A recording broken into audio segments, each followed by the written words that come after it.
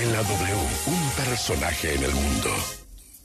Experta en guerras híbridas, ministra de Defensa de Ucrania, Alina Frolova, nos va a hablar sobre la cumbre de Ucrania.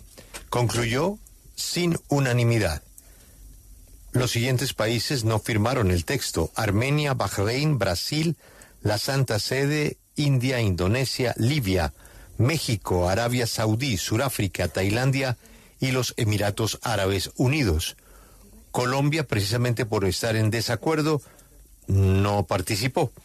El presidente canceló su participación y la reunión que tenía con el presidente Zelensky. La primera pregunta, Ana, a la ex viceministra de Defensa, Alina Frolova, es: ¿este documento se aproxima más a la guerra o a la paz? Good morning, Ms. Frolova. Thank you very much for your time today at W Radio. Good morning.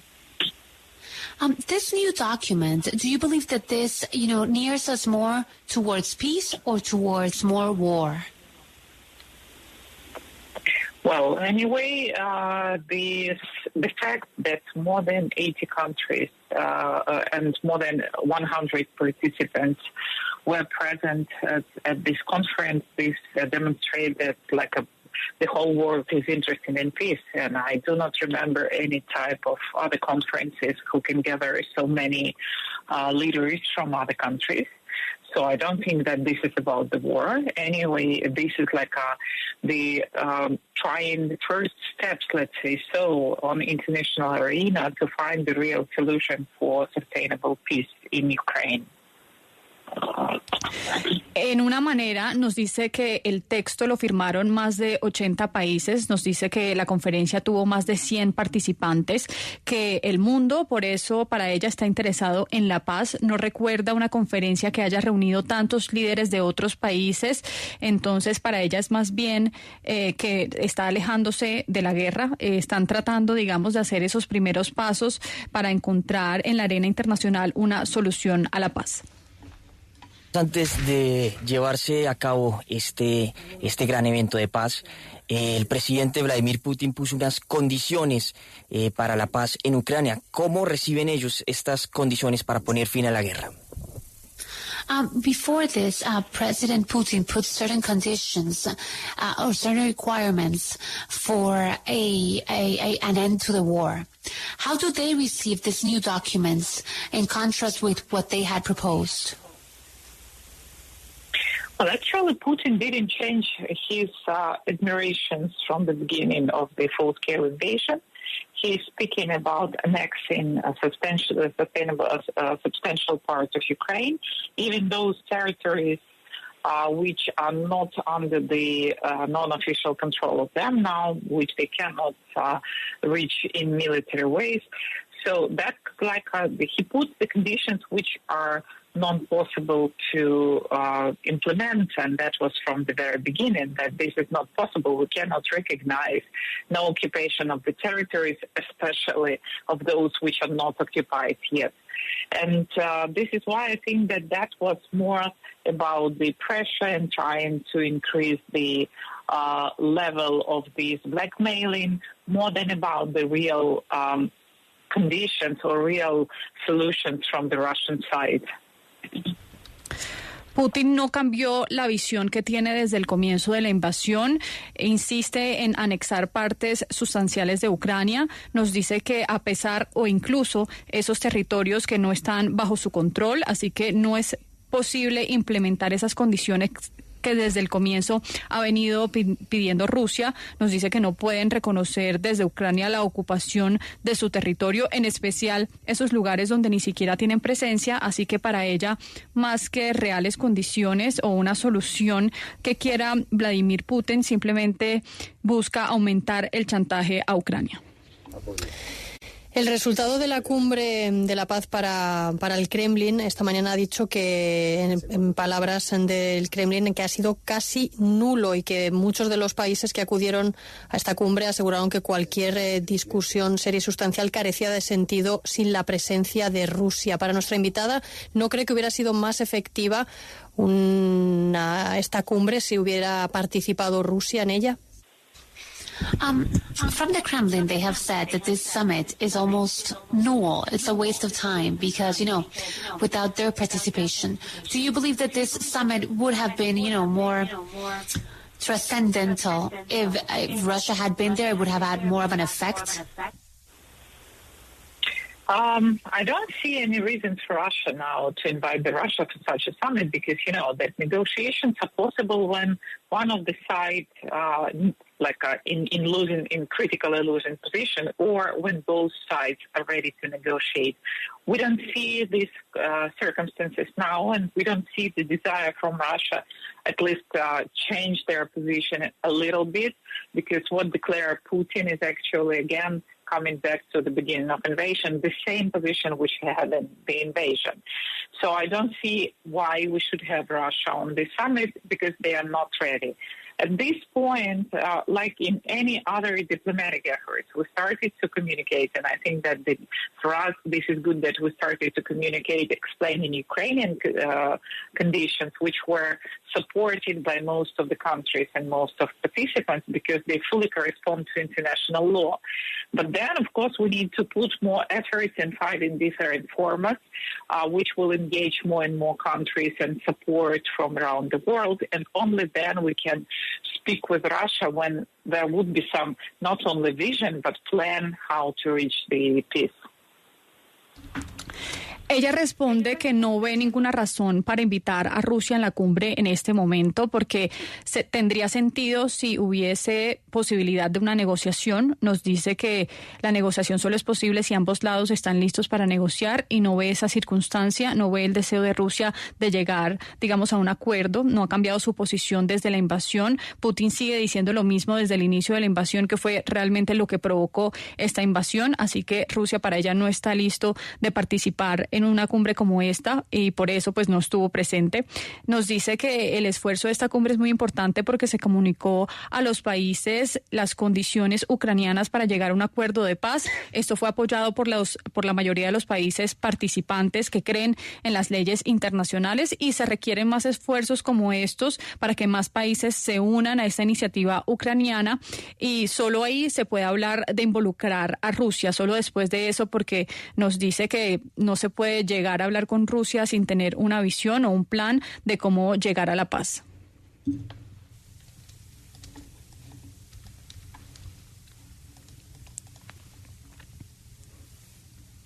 De Beijing, Ana, yo querría preguntar a nuestra invitada que China no ha apoyado esta cumbre de paz, sin embargo, ha seguido habiendo contactos entre China y Ucrania. ¿Qué están negociando exactamente China y Ucrania? ¿Y hay posibilidad de que alcancen un acuerdo y cuál sería?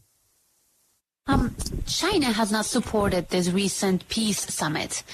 Nevertheless, Ukraine and China have, kept on having discussions. What type of discussions and negotiations have China and Ukraine kept on having among these days? Oh, yes, you're absolutely right. We still don't have a support from China, and we do understand that China, in non-official way, non-public way, supports Russia with some non-critical but still supplies, and we do understand that. And we do understand all the preconditions to this and economical ties and all the other. But at the same time, for China, the principle of territorial integrity is the key one, and they declare it many times. And for China, also the principle of the nuclear safety is the key one, which they also many times declare. So we see here the opportunity based on these two principles, which Ukraine declares and China declares, try to move forward and to look for different formats and continue this diplomatic and expert work, which can then afterwards lead to some practical results and probably more support from and more supportive China position. Pues nos dice que es cierto que no tienen el apoyo directo de China porque pues entienden también los intereses que tiene China económicos, eso es bastante crítico, todo eso lo comprenden, pero hay dos puntos clave que China sí entiende, son el principio de integridad territorial, eso es clave y lo han dicho anteriormente. China también cree en el principio de seguridad nuclear, que también es bastante clave y también se han pronunciado al respecto, así que Ucrania ve una oportunidad para charlar o dialogar con China en esos dos puntos basados precisamente en avanzar en un acuerdo entre China y Ucrania o un diálogo en ese sentido, y por eso están siguiendo con ese trabajo diplomático y de expertos que lleve a un resultado práctico que pues resuelva en mucho más apoyo para Ucrania. ¿No estamos en una situación en que esta se puede convertir en una guerra eterna o guerra estacionaria que llaman, en que ninguna de las dos partes puede alcanzar los objetivos militares definitivos que está buscando, pero sí se sigue pagando un alto costo de vidas? Can we perhaps be reaching a point to an eternal war in which neither part, reaches their military objective, but then they also don't retreat, and then there's a huge, this is still taking thousands of lives? Don't you think that perhaps we're reaching that point of an eternal war? I don't think so, because for Ukraine, this is war for survival. So this is not like for us some kind of territories or something, because actually Russia, modern Russia, is threatening the existence and to us as a political nation and existence of our state. So Ukraine is like the morale is high. We have a lot of resources back up in us. Yes, we are smaller, but still we just don't let Russia to reach their goals, which they put in front of them. So from Ukrainian side, obviously we don't have this like a stalemate situation or something like that. And we are not we're looking forward. We do have some plans, and these plans are not for a few months, but we do understand that the war will take some years more. And we start to prepare ourselves, and we do negotiate with our partners. So from Ukrainian side, we don't see any readiness to give up or any not readiness to continue to fight, because actually this is about our own lives. We will be killed all if Russians come here. And we do understand that Russia has difficulties with the economy, but at the same time, they still have these a lot of internal sources also. And we do understand that. At the same time, we understand that the unity of our partners and our readiness to fight is the key solution on the battlefield. Adding some diplomatic efforts, we do understand that we can move towards the sustainable peace. Ella no lo cree así, ellos no se van a rendir, no van a renunciar, van a seguir luchando y peleando, porque nos dice que se trata de sus vidas, de su supervivencia. Para ellos no es algo simplemente territorial. Rusia está amenazando la existencia de Ucrania y Ucrania por eso mantiene su moral bastante alta. Ellos cuentan con los recursos, sí reconoce que son más pequeños, pero pues no van a dejar que Rusia cumpla con esas metas que ha trazado Vladimir Putin. Nos dice que Ucrania no va a permitir una situación como esa, así que ellos sí tienen un plan, por supuesto, a largo plazo, ni siquiera de meses, saben que esto va a durar años y están preparándose para eso con las negociaciones que tienen con los aliados. Nos dice que lo que quiere hacer Rusia es matarlos a todos ellos y por eso ellos no se van a rendir. Nos dice que Rusia pues tiene ciertas dificultades económicas, pero aún así tiene los medios internos para poder pelear con ellos y por eso es clave para ella, nos dice, la unidad de Ucrania con sus aliados. Es clave que los sigan apoyando en el campo de batalla y seguirán con los esfuerzos diplomáticos para que ellos puedan seguir manteniendo esta guerra. Desde París me gustaría preguntarle a nuestra invitada. Francia ha sido uno de los aliados clave para Ucrania y recientemente el presidente Emmanuel Macron anunció el envío de aviones Mirage 2005 y la formación de 26 pilotos ucranianos en 2 años. Sin embargo, estamos ante una crisis política en ese país con posibilidad de que la extrema derecha llegue al puesto de primer ministro. ¿Cree nuestra invitada que tendría impacto en el apoyo que Francia ha manifestado a Ucrania o de qué manera se pueden proteger estos acuerdos bilaterales para que se cumplan independientemente quién gane aquí las elecciones legislativas? France has been one of the biggest supporters of Ukraine. Recently, they announced, they were sending a fleet of airplanes. But right now, France is going, a political tension inside the country. There's a possibility that the ultra-right gets into power. Do you think there's a risk that these bilateral agreements between France and Ukraine are going to end, and that the help that France has been provided to Ukraine is going to end? Well, we have changes of governments, and we'll have changes of governments in many European countries. However, we do not expect the principal change in policy towards Ukraine, because this policy is based on not only on political leadership desire, but on nation support. And we see the figures of support of the nations. And if you will have a look at the change in rhetorics of Marine Le Pen, for example, for the last period, she observed that the French public generally supports Ukraine in their fight. And she changed her rhetorics from negative perception to the statement that she is supporting Ukraine in this fight. So I think that the far right, they're quite populistic, and they see in the moods of the population. They will continue. To support. We saw already this in Netherlands, for example, where we have a threat of ultra-right powers come to power, and plus at the same time we do understand that it won't be the just like ultra-right powers in parliament and even in new elections. It anyway will be a combined influence. So we see some risks, but I don't think that principally the support will change. Nos dice que muchos países europeos están cambiando de gobierno y no esperan que en principio cambien esas políticas de apoyo a Ucrania, porque nos dice que esto se basa en un apoyo de nación a Ucrania. Nos dice que hubo cambios en el discurso de Marine Le Pen. Nos dice que en los últimos periodos pues se ha visto cómo dice que sí está apoyando esta lucha de Ucrania, y lo ha dicho porque el público francés así lo quiere. Nos dice que son populistas estos grupos de extrema derecha y cambian la retórica si lo ven necesario, simplemente para agradar o estar de acuerdo con lo que dice la gente en su país. Así que por eso consideran que el apoyo va a seguir, y pues si ven un riesgo en estos poderes de ultraderecha que pueden llegar a estos diferentes países, pero no creen que el principio y la política de fondo vaya a cambiar. La cumbre de paz, entre otras, reclamaba seguridad nuclear. Y mi pregunta es, ¿qué tan cerca estamos ahora mismo de esa amenaza nuclear de Putin?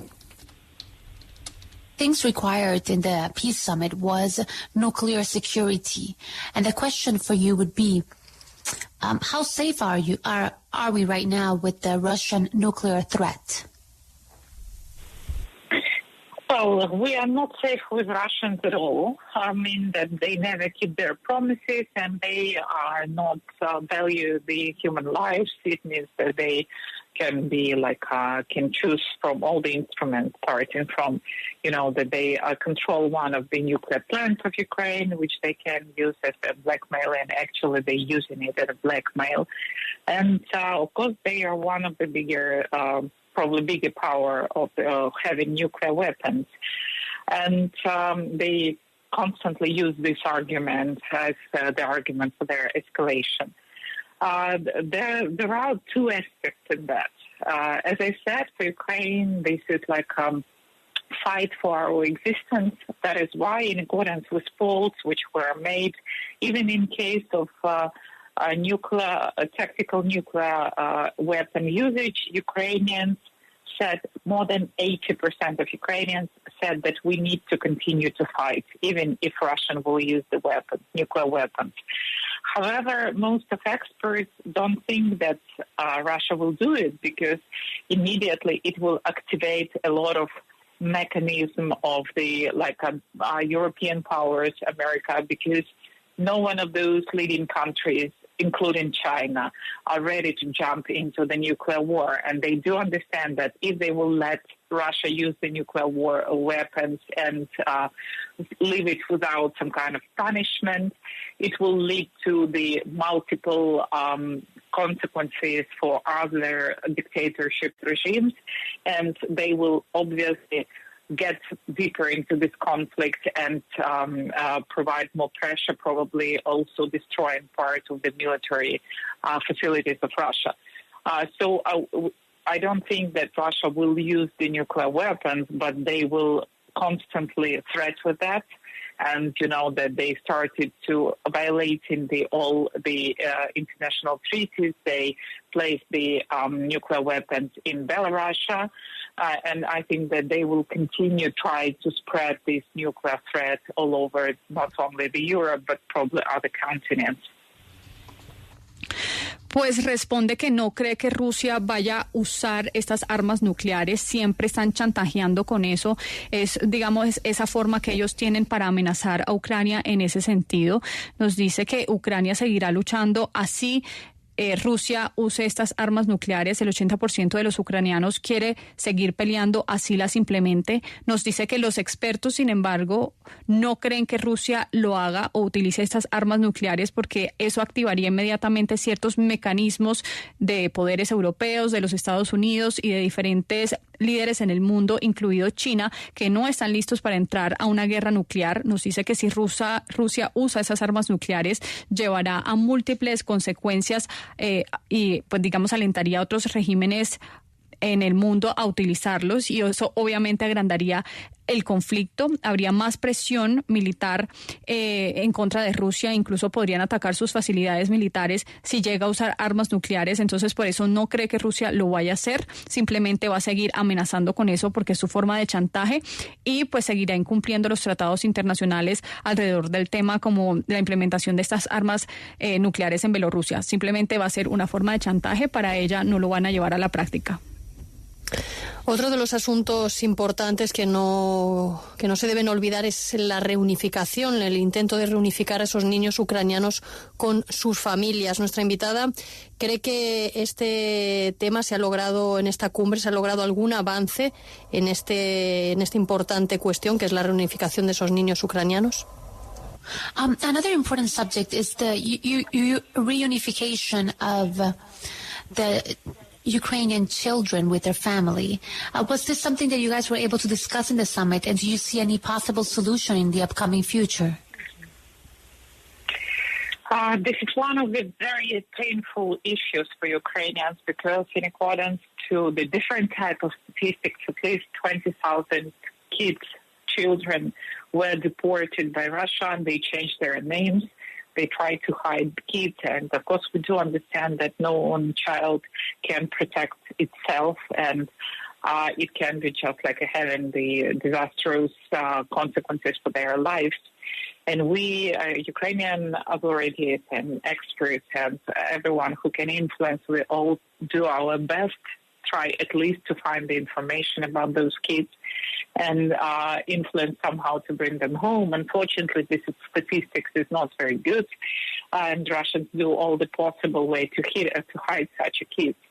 And within this forum, really, were a few discussions in accordance with the reports which Ukrainian authorities have been making, and they said that they found unexpectedly few new states who are ready to put their additional efforts in negotiating with Russia.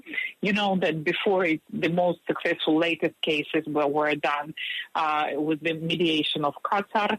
So we don't know who is ready yet to join, but in accordance with the reports of Ukrainian authorities, there are some additional movements and additional efforts which can be made by other states. Well, thank you so much for being with us in W Radio. It's been a pleasure having you today in our show, Ms. Elena Frolova.